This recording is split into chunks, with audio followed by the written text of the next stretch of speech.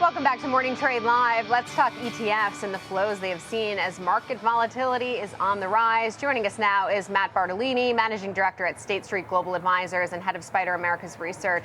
Matt, it's been a while. Great to see you. Yeah, great to see you too. All right, so you're seeing flows into U.S. stock ETFs and out of non-U.S. funds. Is this a rotation back into U.S. stocks then, Matt? It's a little bit, but I think we need to sort of couch what we're seeing on the non-U.S. side. So on the non-U.S. side, we're seeing heavy outflows from ETFs focused on China. Roughly about $2.5 billion have gone out of funds investing in China local domiciled exposures. So I think sort of couching that is one part. The other part is where the inflows are going on the U.S. side, which is sort of just broad-based exposures, which maybe not give so much directionality, because when we unpack some of the inflows, there are still a lot of outflows within U.S. equities, namely across sectors. Sectors have about $9 billion of outflows so far this month in April, which would be the second worst on record. So what's the read-through then, that investors see China as losing this negotiation that may or may not be happening, or is that just too speculative at this point? I mean, in anything like in this market, predicting what might happen is very, very difficult. It's very speculative. But I think if I'm trying to read through the tea leaves, what I'm seeing is just massive risk-off environment. So investors are trying to shed risk in this type of uncertainty where there is so much anxiety. So you do see those outflows from China-related exposures. You see heavy outflows from more cyclically oriented sector exposures. And where we're seeing inflows is within ultra-short government bond ETFs, that sort of perceived safe haven of that liquidity vehicle of cash. But we're also seeing inflows into gold, roughly $2 billion of inflows into gold in just the last 2 days. To that point, because, we're seeing the yield on the 10-year up again, trading above 4.5% right now. So kind of the overarching theme has been that bonds haven't proven to be a safe haven. So that's not necessarily the case. It's just that investors are being particular about where in fixed income they're putting their money. Yeah, I mean, it's largely been a pretty big safety dance by investors this April. So going into that ultra short space, that's a cash type vehicle. That's a liquidity vehicle for investors to sort of hide out while we exist in this large cone of uncertainty.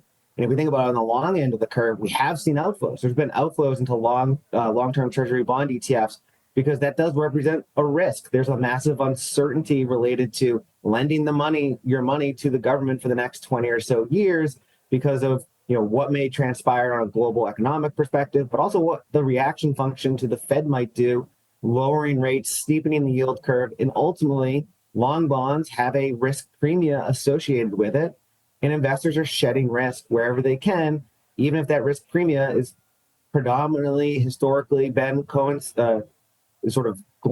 related to safe havens like Treasuries.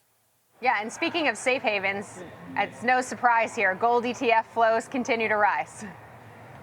Yeah, I mean, in a type of uncertain market environment where you have the potential for falling growth, but also the potential for rising inflation, all coexisting within a large cone of uncertainty, gold-related ETFs and gold-specific ETFs are benefiting from that. And you're also just seeing that in the spot price of gold rallying this morning as investors are trying to sort of position portfolios for continued uncertainty and anxiety. Going back to non-U.S. funds, I'm curious, obviously shedding some of the China risk, but all year we've really talked about international stocks outperforming U.S. stocks. Is that what you're seeing in terms of inflows and outflows? And do you think that's likely to continue based on the volatility that we're seeing here, but that could also impact international markets too, depending on how these negotiations go? Yeah, I mean, leading up to April, we did see sizable flows for non-U.S. equity exposures relative to their asset base. There was this semblance of investors going overweight ex-U.S. securities. I think that has been severely disrupted just given the risk sentiment in the marketplace.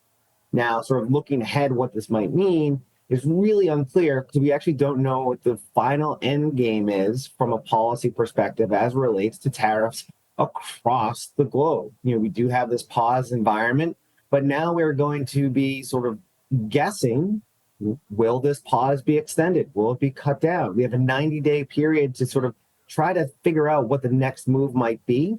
So sort of predicting that non-US stocks will outperform US is really difficult in this market environment. So just being prepared for all sort of range of outcomes, I think, is what we are having more discussions with investors now. Just being geographically balanced can help because you don't have to necessarily pick the winners and losers because we don't really know the game in which they're going to be playing on who could win or who could lose at this type of market environment. Yet from earnings season so far, we have Jamie Dimon saying recession risk is at about 50%. Larry Fink was on CNBC saying we're very close, if not in a recession. Are you talking to your clients about preparing their portfolios for a recession? And what do you think that could look like in terms of downside risk for the markets? So not so much preparing for a recession, because that means we might be predicting a recession. And the probabilities of a recession are greater now than they were, say, 2 months ago, just given the related growth shock that we have seen from the tariff policies. I would rather sort of put it out there saying, maybe we should be preparing for a different type of economic environment.